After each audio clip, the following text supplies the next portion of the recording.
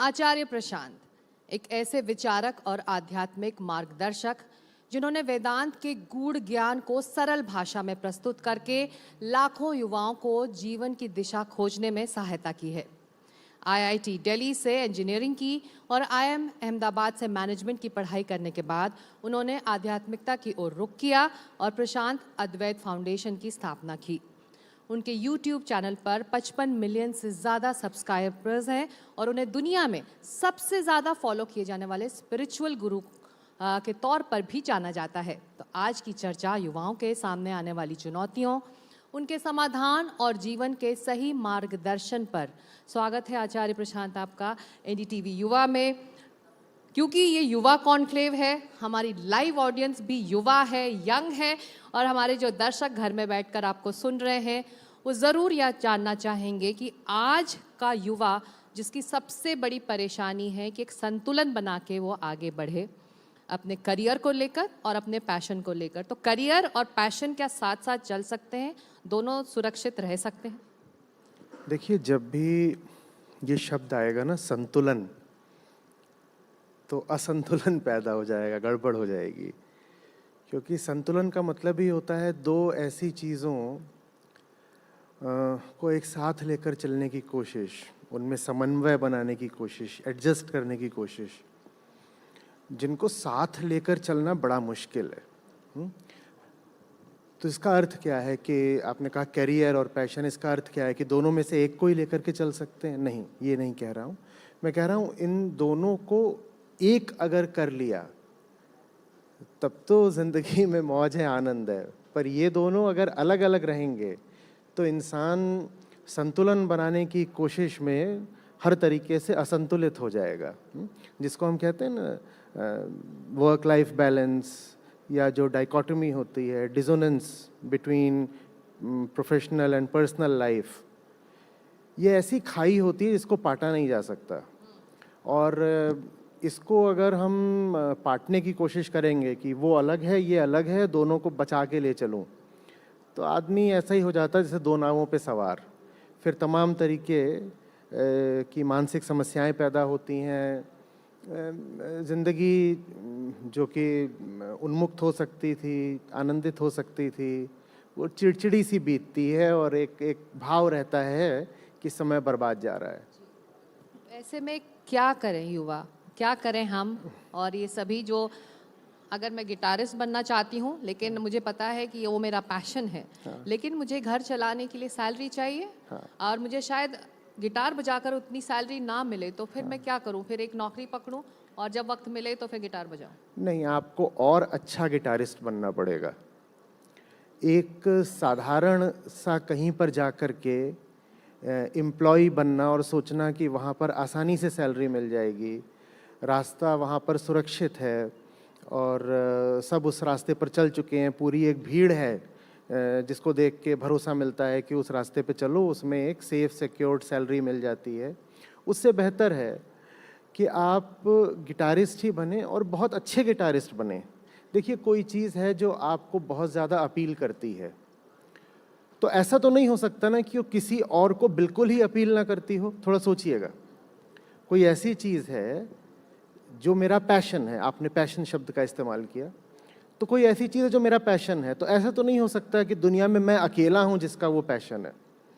अगर वो चीज़ मेरे लिए अच्छी है, उपयोगी है, उसमें मुझे एक थ्रिल है, आनंद है, तो बहुत और लोग भी होंगे जिन तक अगर मैं उस चीज़ को ले जाऊँ तो उन तक उसको लाने के लिए वो मुझे कुछ पैसे भी देने को तैयार हो जाएंगे। शर्त बस ये है कि मैं जो कर रहा हूँ, जिसको मैं अपना पैशन बोलता हूँ, उसमें मैं मीडियोकर ना रहूँ, अधकचरा सा ना रहूँ।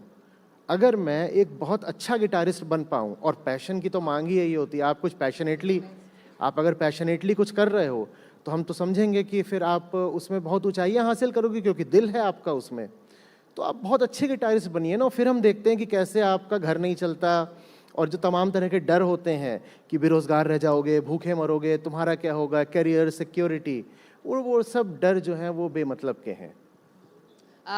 तो ऑफ बीट करियर चॉइसेस अगर आपके हैं तो उसमें बेस्ट बनिए, ऑफ बीट ही है, लेकिन आपको अगर वो पैशनेट है आप उस बारे में, तो आचार्य कह रहे हैं कि आप उसमें बेस्ट बनिए और वहीं से सफलता आपको मिलेगी। लेकिन ऐसे में जो हमारा समाज है आचार्य प्रशांत, और हमारा जो परिवार है, जो ताना बाना है हमारे पूरे देश का, पारिवारिक दबाव, लोग क्या कहेंगे का दबाव, हम हाल फिलहाल के दिनों में इतनी खबरें, हम खुद जब खबरें पढ़ते हैं, हेडलाइंस मैं पढ़ती हूँ, तब कोटा में एक और आत्महत्या हो गई, एक और बच्चे की जान चली गई।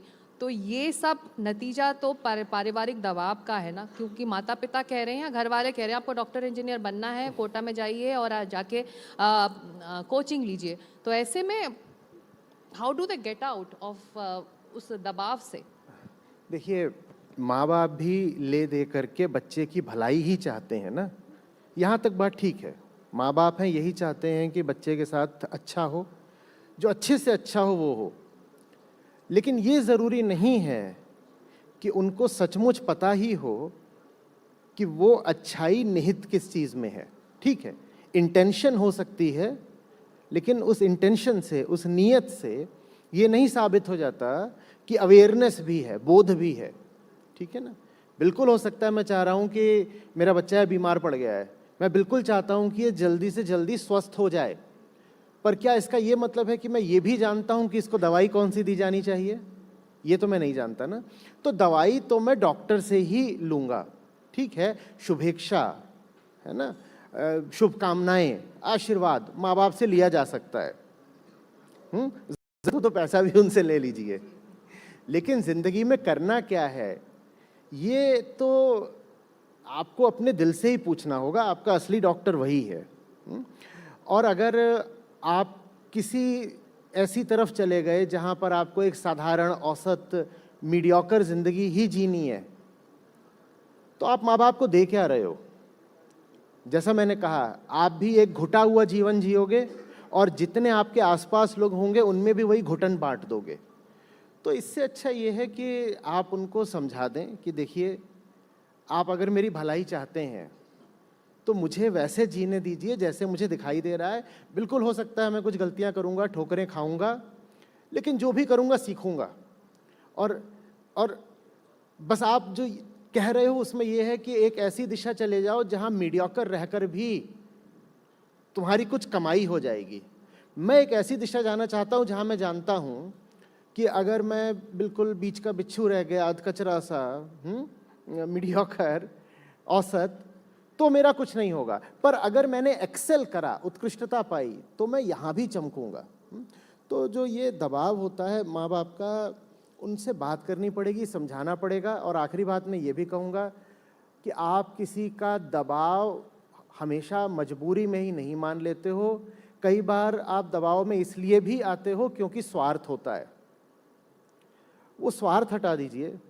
घर में रिश्ता प्रेम का होना चाहिए, स्वार्थ का नहीं ना। कई बार आपको मजबूर होना पड़ता है क्योंकि लगता है मजबूर नहीं होंगे तो कलाई मरोड़ दी जाएगी, मजबूर नहीं होंगे तो कुछ सुख सुविधाएं जो मिल रही हैं वो छीन ली जाएंगी। अब ये फिर जो सौदा है, ट्रांजैक्शन है, जिसमें कि आपके अपने ही आपको मजबूर कर रहे हैं, और अगर आप मजबूर नहीं हुए तो आपके हितों पर, स्वार्थों पर चोट पड़ सकती है। ये सौदा तो कहीं से प्रेम का नहीं है। तो अगर प्रेम का नहीं है तो फिर इसमें मजबूरी बर्दाश्त भी क्यों की जाए। ये तो पक्ष रहा बच्चों का, सन्स एंड डॉटर्स का। लेकिन माँ बाप भी बहुत सहम जाते हैं जब इस तरह की खबरें सामने आती हैं। बहुत थिन लाइन है कि आप पुश कर रहे हो या प्रेशर डाल रहे हो बच्चे पर। तो माँ बाप कहाँ रुके और कितना धक्का दें? लगातार प्रयोग करते रहना होगा, लगातार सतर्क रहना होगा, पूछते रहना होगा, क्योंकि ये राह ऐसी है जो बनी बनाई हमें मिल नहीं सकती। तो एक बिल्कुल बात ठीक है कि बच्चे को प्रेरणा देनी होती है, कुछ हद तक उसे अनुशासित भी करना होता है, वहाँ तक ठीक है। लेकिन आँख खुली रखनी चाहिए कि आप जो कर रहे हो उसका उस पर प्रभाव क्या पड़ रहा है। और अगर आप माँ बाप हैं तो एक सवाल आपको अपने आप से ज़रूर पूछना चाहिए, क्या आप ठीक ठीक ये जानते हो कि ज़िंदगी में आपके लिए क्या अच्छा है? आप जितने भी साल के हो गए, 45, 50, 60 साल, जितने साल के भी हो गए, क्या आपने अपने लिए आज तक ये जाना है कि क्या ठीक है ज़िंदगी में आपके लिए? और अगर आप ठीक ठीक वो नहीं जान पाए हैं तो आपको इतना भरोसा क्यों है कि आपको बिल्कुल साफ पता है कि आपके बच्चे के लिए क्या ठीक है? जब आपको अपनी जिंदगी के लिए ही क्या अच्छा है, क्या उचित है, वही नहीं पता चला। और ये ईमानदारी की बात है, ये हमें स्वीकारना पड़ेगा कि उम्र भले ही हमारी 50 की हो गई हो, लेकिन हम आज भी धोखा खाते हैं, ठोकरें खाते हैं, गलत निर्णय लेते हैं। तो फिर हमें इतना आत्मविश्वास कैसे है कि अपने बच्चे के लिए हम जो निर्णय ले रहे हैं वो बिल्कुल ठीक है उसके लिए? पर निर्णय तो लेना है, तो कुछ हम निर्णय लेंगे, लेकिन मैं कह रहा हूं कि आंख खुली रखें, सतर्क रखें, किसी एक निष्कर्ष पर ना आ जाए कि अब मैंने ये बात कह दी तो ऐसा ही होके रहेगा। लगातार इस बात का विकल्प खुला रखें कि रास्ता बदला जा सकता है, कोर्स करेक्शन करा जा सकता है। तो इसके लिए ज़रूरी है कि एक पॉजिटिव एटमॉस्फेयर हो आपका। मैंने देखा एक रील या शॉर्ट्स आपने बनाए थे, इसमें आपने कहा कि पॉजिटिविटी या पॉजिटिव पीपल टॉक्सिक भी हो सकते हैं। आप अगर ऐसा मानते हैं तो उसकी वजह क्या है? देखिए, आप कोई एक आशा रख लें, कोई चीज़ आपको चाहिए, उसकी आप में डिज़ायर आ गई है, जो चीज़ आपको चाहिए वही आपके लिए अच्छी नहीं है। सबसे पहले तो उसको चाहना ही कोई बहुत बुद्धिमानी की बात नहीं थी। हम सब 100 तरह के लक्ष्य बनाते हैं, कामना होती है, चाहत होते हैं ना, गोल्स हैं, टारगेट्स हैं, डिज़ायर्स हैं, मुझे वहाँ जाना है। अब जो मैंने अपने लिए लक्ष्य बनाया, जो डिज़ायर है मेरी, सबसे पहले तो वही ठीक नहीं मेरे लिए। ऐसा होता है कि नहीं? हम कितनी चीज़ें ऐसी चाहते हैं जो हमारे लिए अच्छी नहीं होती, पर किसी दबाव में या अंधेरे में, अज्ञान में हम बहक जाते हैं, हमको लगता है मुझे वो चाहिए।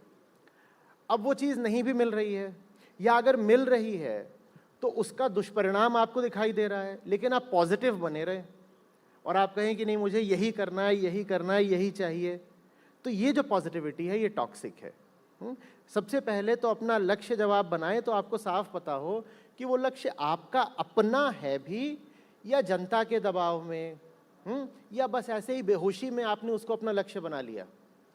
कोई हार्मोनल अपसर्ज हो सकती है, आपको लग सकता है वो चीज़ चाहिए, वो इंसान चाहिए। हम युवाओं की बात कर रहे हैं, आपको लगता है मुझे that person is my goal. या कि घर में एक परंपरा चली आ रही है कि सब लोग एक काम करते हैं, सब डॉक्टर ही बनते हैं या सब कुछ और, तो आप कह सकते हो नहीं मेरा गोल भी मेडिकल है।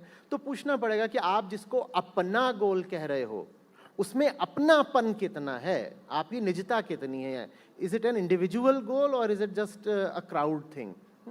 और फिर जब आप उस लक्ष्य की ओर चलें तो आपको ये भी देखना होगा कि मैंने कुछ सोचा तो था, पर अब जब मैं सचमुच चल रहा हूँ, प्रयोग कर रहा हूँ, तो जो मैंने सोचा था क्या वो तथ्यों से मेल खा रहा है?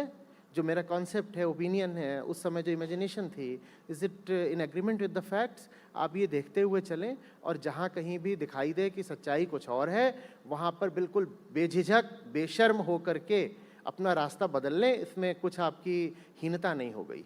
आचार्य जी, आपके अपने जीवन के बारे में भी यहाँ मौजूद लोग और दर्शक ज़रूर जानना चाहेंगे। आईआईटी, आईएम, यूपीएससी में बैठना, उसके बाद सब कुछ छोड़ देना, आपको कब लगा कि ये मेरी कॉलिंग है और मुझे ये नहीं, ये करना है? नहीं, मैंने कुछ नहीं छोड़ दिया है। मैंने क्या छोड़ दिया है? आपके सामने जो संस्था है जिसकी आप बात कर रहे थे, वो अपने आप में सोशल एंटरप्रेन्योरशिप है, तो कुछ भी नहीं छोड़ दिया है। हाँ, हम एक ही रास्ता जानते हैं आमतौर पर, वो भीड़ का रास्ता होता है। उस रास्ते से अलग अगर कोई चल रहा है तो हमें लगता है उसने रास्ता ही छोड़ दिया है। उसने रास्ता छोड़ नहीं दिया है, उसने सही रास्ता पकड़ लिया है। मैंने ना चलना छोड़ दिया ना रास्ता छोड़ दिया। हाँ, बस ये है कि एक जिंदगी मिली है, उसको अपने अपने हिसाब से, अपनी दृष्टि से, अपने प्रकाश में जिएंगे ना। सिर्फ इसलिए कि आपके पास अब कुछ डिग्रियां आ गई हैं, आपने टेक्नोलॉजी की डिग्री कर ली तो कहा जा रहा है कि अब आप टेक्नोलॉजी की ही जॉब करेंगे। तो मैंने टेक जॉब भी करी, मेरी पहली सॉफ्टवेयर की ही थी। आपके पास मैनेजमेंट की डिग्री आ गई है तो है कि अब आप मैनेजमेंट की दिशा ही चलेंगे, वो भी मैंने करी, 3 जॉब्स करी थी मैनेजमेंट के बाद। ये तो मजबूरी हो गई। अगर आपको ऊंची डिग्रियां मिली हैं तो वो आपको एम्पावर करेंगी ना, वो आपकी डिग्रीज ऑफ फ्रीडम बढ़ाएंगी। डिग्रीज ऑफ फ्रीडम समझ रहे हैं? They will empower me to have a wider set of choices. ये थोड़ी होना चाहिए कि अब ये डिग्री कर लिए तो तुम्हारी बाकी सारी चॉइसेस खत्म हो गई, अब तुम यही काम करोगे। तो दुनिया में जो काम सबसे मुझे ज़रूरी लगा, मैं आज वो काम कर रहा हूँ। मैंने छोड़ नहीं दिया है, मैंने सही काम पकड़ लिया है। आपने सही काम पकड़ा है और सही दिशा हमारे युवाओं को भी दिखा रहे हैं अपने यूट्यूब चैनल के जरिए, अपनी बातों के जरिए। बहुत शुक्रिया, आपने एनडीटीवी युवा के लिए वक्त निकाला। आचार्य प्रशांत, इस बातचीत के लिए बहुत बहुत शुक्रिया। धन्यवाद।